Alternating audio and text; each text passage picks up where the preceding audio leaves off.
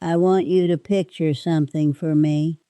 You've spent 50 years being the person everybody calls when something goes wrong, the one who shows up, the one who remembers birthdays, who drives 4 hours in the rain for a graduation, who never once asked for anything back. And then one Tuesday afternoon, you're sitting in your own living room, in the house you paid off with your own 2 hands, and you overhear your daughter on the phone in the kitchen say 5 words that stop your heart cold. She's just, "A lot now." Now, I'm not going to tell you who said that yet, or why, but I will tell you this. By the end of this video, you're going to understand exactly what happened to make a grown woman say that about her own mother. And if you're honest with yourself, some of you already know how that sentence ends because you've heard your own version of it. Maybe not in those exact words. Maybe it was quieter. Maybe it was just a silence where a phone call used to be. Here's the thing. Nobody tells you about getting older. It's not the knees. It's not the eyes going bad, or the pills lined up on the counter like little soldiers every morning. Those things you can manage. What they don't prepare you for is watching the way people's faces change when they look at you, the way conversations that used to include you start happening around you instead, the way you can walk into a room full of family and somehow feel more alone than you did sitting by yourself the night before. I've lived a long time. I've buried a husband, raised children who don't call the way they used to, and sat in rooms where I realized, slowly, painfully, that I had somehow become someone people needed to manage instead of someone people wanted to know. And the older I got, the more I started to believe something that scared me, that maybe people don't lose love for old folks. Maybe they just lose patience. And those 2 things can look exactly the same from where we're sitting. Stay with me, because I'm going to tell you the whole story, not the polished version, the real one. My name is Dolores. I'm 78 years old, and I spent 22 years of my life in the United States Army before I ever thought about what retirement would look like. I won't spend much time on that part of my life today. That's not what this story is about. But I'll say this much. The Army taught me how to survive hard things. It taught me discipline. It taught me how to keep my composure when everything around me was falling apart. What it did not teach me was how to survive being quietly pushed out of my own family's life. Nobody trains you for that kind of war. There's no manual for it. You just wake up one day in your 70s and realize the battlefield moved into your own living room, and this time the enemy isn't visible. It's just distance. Quiet, polite, smiling distance. I raised 3 children as a single mother for a good stretch of my life, after my husband passed young. I worked 2 jobs some years. I never missed a school play, never missed a birthday, not once, not even when I was stationed somewhere I had no business being able to make it back for. I built a life out of showing up. So when I tell you what happened to me these last several years, I need you to understand. This isn't the story of a bitter old woman looking for sympathy. This is the story of a woman who had to learn, later than she should have, why the people who loved her most started loving her from a distance, and why, if you're not careful, that can happen to any of us. Let me start from the beginning. It didn't happen all at once. I want to make that clear right away, because I think a lot of us expect rejection to come crashing through the door like a storm. It doesn't. Not usually. It seeps in slow, like water finding a crack in the foundation. You don't notice the damage until the wall's already bowing. For years after my husband passed, my house was the house. You understand what I mean by that? Every holiday, every Sunday dinner, every "let's just go to Mama's," it happened under my roof. I love that. I love the noise. I love the smell of greens on the stove and grandbabies running through my hallway, leaving muddy footprints I'd fuss about but never really mind. Somewhere around my early 70s, I started noticing the invitations flip. "Mama, why don't you come to us this year?" And I thought, well, that's sweet. They want to save me the trouble of cooking for 15 people. I didn't think twice about it. Then it became, "Mama, we're just going to do something small this year." Then it became a phone call 2 days after Thanksgiving, apologizing for forgetting to call. Here's what I want you to understand, and this is important. Nobody was cruel to me. Nobody raised their voice. Nobody said an unkind word to my face. That's what made it so hard to name. If someone had yelled at me, I could have yelled back. I know how to survive conflict. What I didn't know how to survive was politeness, because politeness doesn't leave a mark you can point to. It just leaves an ache. I remember calling my daughter, my middle child, the one I always felt closest to, just to talk, the way we used to. 20 minutes used to fly by easy between us. This particular call, I could hear it in her voice within the first 90 seconds. That tightness, that "I've got somewhere to be" tone. She wasn't rude, she just wasn't there. Have you ever talked to someone who was technically on the phone with you, but you could tell their mind had already left the conversation? That's what it felt like more and more. I started keeping a mental list. I'm not proud of this, but I did, of how many days it had been since somebody called me first. Not because I called them and they picked up, because they thought of me on their own, without prompting. Some weeks that number climbed higher than I wanted to admit. Now let me take you back to that afternoon I mentioned at the start. I was staying with my daughter for what was supposed to be a short visit, while my hip healed up from a fall. Nothing dramatic. I'd slipped getting out of the tub, bruised myself good. Nothing broken, but enough that I needed a little help for a couple weeks. She insisted I stay with her instead of going home alone, and I appreciated that. I really did. But staying in someone else's house at my age is a strange thing. You become very aware of your own footsteps. You start apologizing for existing in rooms. You ask permission for things you never used to think twice about, like whether it's all right to make a cup of tea after 9 at night. That Tuesday, I was resting in the guest room with the door half open, and I heard her on the phone in the kitchen. I assumed she thought I was asleep. She wasn't talking to me. She was talking to her husband, I believe, about scheduling, who was going to be around, who had what commitments that week. And then I heard it. She's just a lot now. 4 words changed how I saw myself in that house. Not because they were said with hate.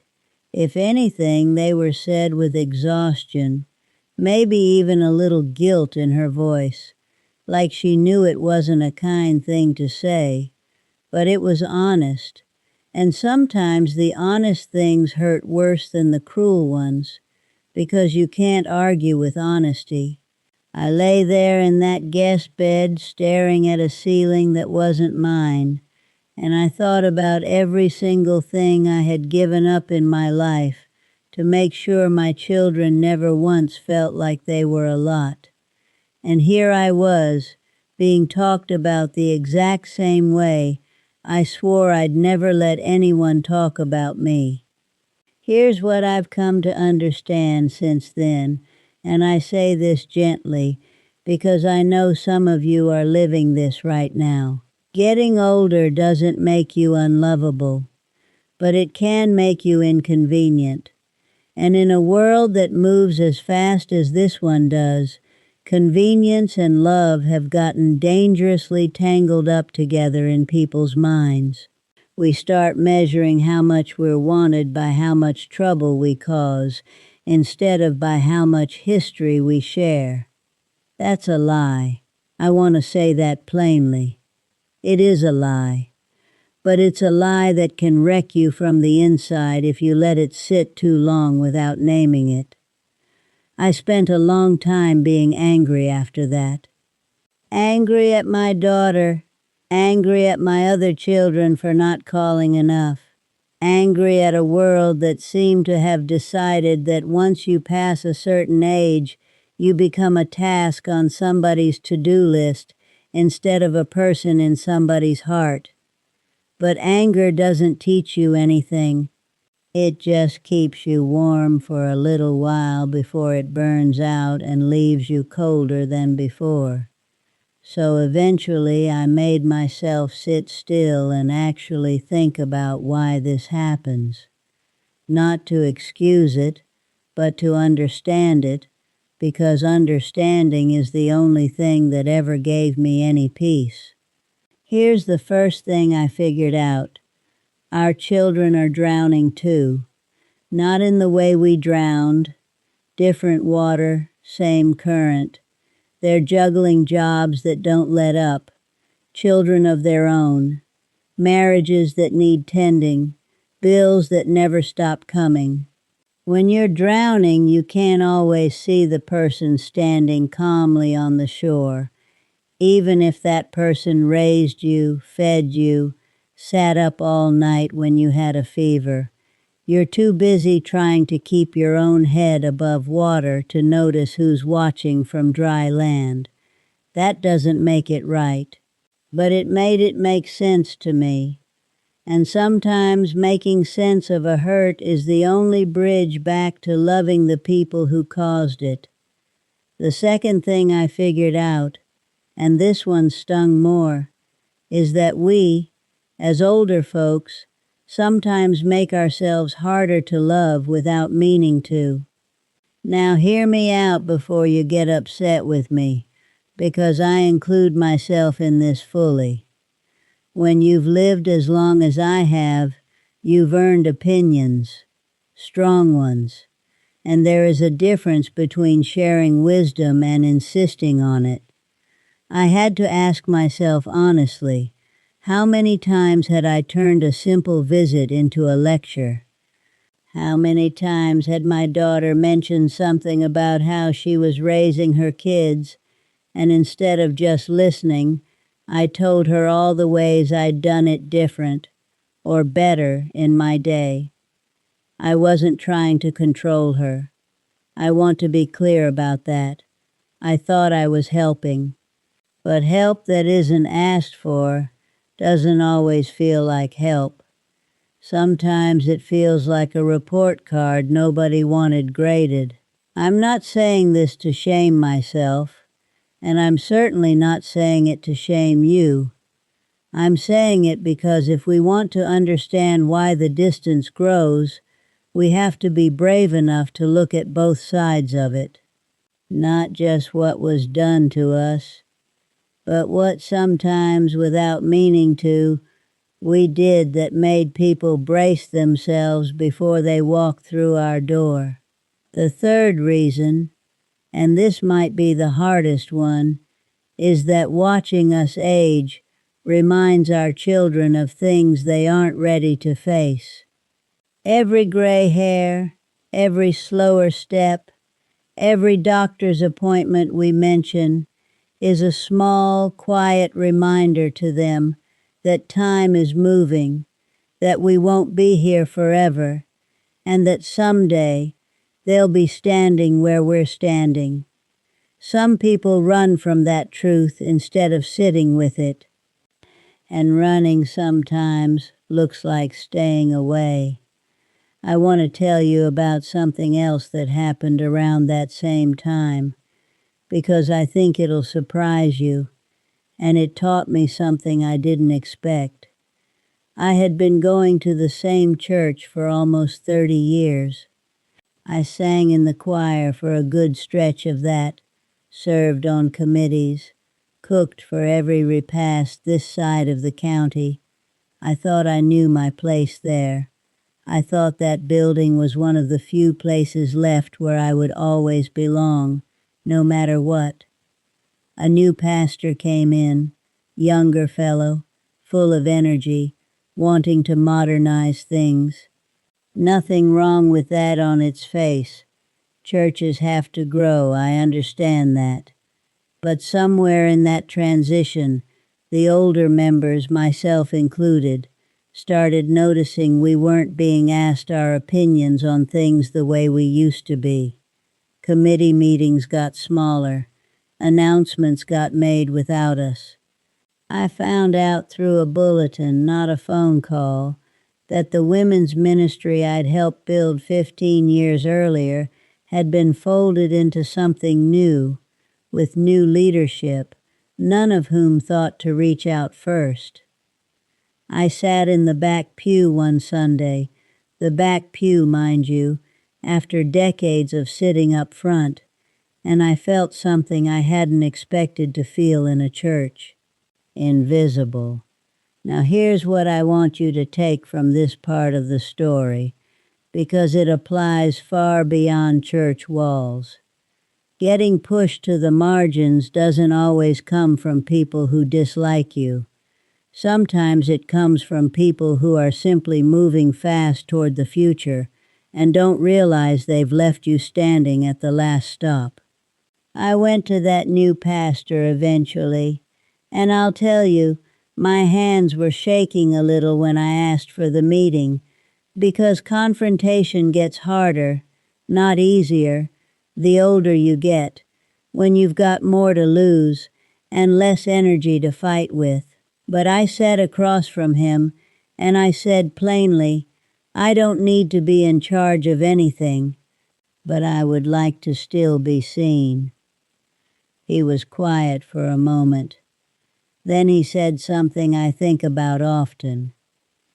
He said, Miss Dolores, I think we got so busy building something new, we forgot the foundation was still standing right here, still worth asking.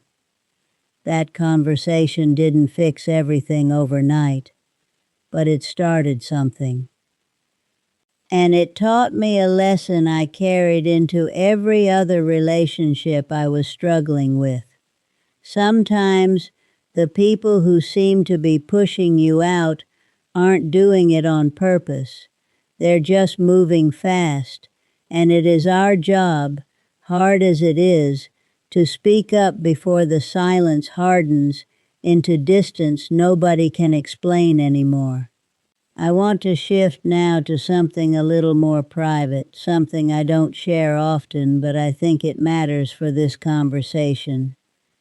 About 4 years ago, I started losing hearing in my left ear. Gradual thing. Doctors say it happens to a lot of us, especially those of us who served.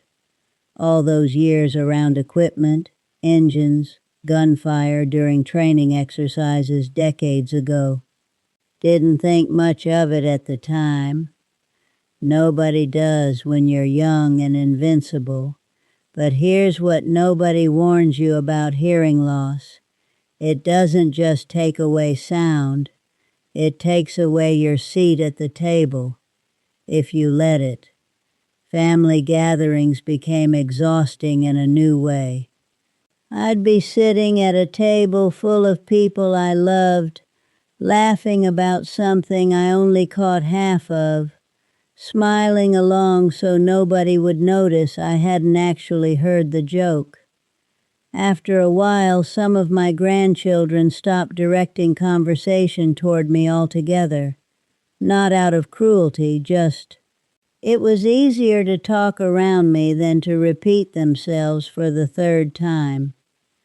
I remember one Christmas sitting at the end of the table, watching everyone laugh at something, and feeling that particular kind of loneliness that only comes from being surrounded by people and still feeling like you're on the other side of a glass wall. I could have let that make me bitter.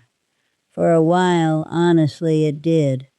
But then I did something that changed things. And I share this because I think it might help somebody watching this right now who's dealing with something similar.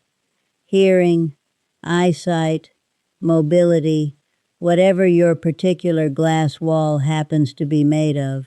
I started asking plainly without shame for what I needed. Say that again, I missed it. Can you sit on my right side? That's my good ear. Speak toward me, not away from me, sugar. It felt uncomfortable the first few times. It felt like admitting weakness out loud in front of people I used to protect from weakness. But something shifted once I did it.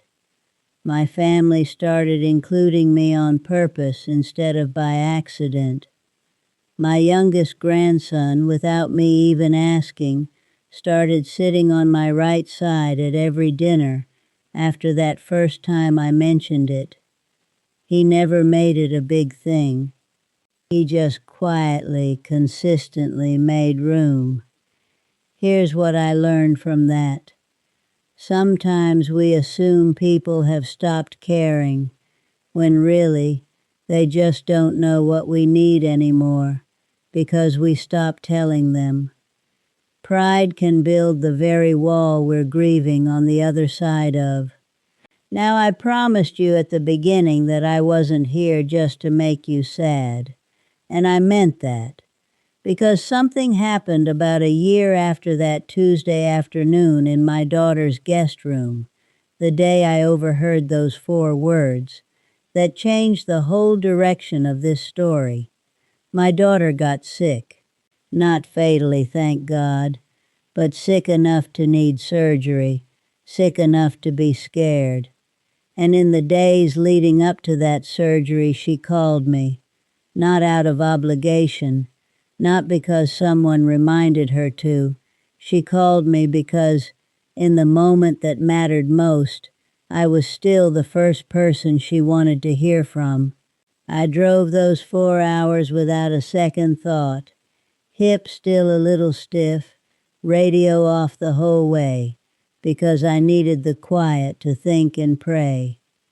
I sat with her in that hospital waiting room, and somewhere in those long hours, she looked at me and said something I'll carry for the rest of my life. She said, "Mama, I'm sorry for how far I let us drift. I got so busy proving I could handle my own life, I forgot you're the reason I know how to handle anything at all. I won't pretend that one conversation erased years of distance. It didn't. Relationships don't heal on a schedule, and grief for the closeness we used to have doesn't just vanish because somebody finally says the right words. But it was a door opening, and once a door opens, even a crack, light finds its way through eventually. Here's what I want to leave you with, because I think it's the real heart of everything I've shared today. The older I get, it is true, some people's patience for me has worn thin. Some relationships have quieted in ways that still ache on hard nights. That's real. I won't sugarcoat it for you, because you didn't come here for sugar. You came here for truth. But I have also learned this. Distance is not always the same thing as disappearance. Silence is not always the same thing as hate. Sometimes the people who seem far away are just tired, or scared, or drowning in their own current, waiting, even if they don't know it themselves, for us to reach a hand out first, or to speak plainly about what we need instead of suffering quietly and calling it dignity. I am not the same woman I was that Tuesday afternoon, lying in a guest bed feeling like a burden in my own family's life. I still have hard days. I still notice when a week goes by without a call, but I no longer assume the worst the moment it happens. I pick up the phone myself now, more than I used to. I say what I need instead of waiting to be guessed at, and more often than not, that reaching finds a hand reaching back. If there is one thing I hope you carry away from my story today, it's this. Getting older will change how people show their love for you. It might get quieter. It might get more complicated, tangled up in everybody's busy, exhausted lives. But it does not mean the love is gone.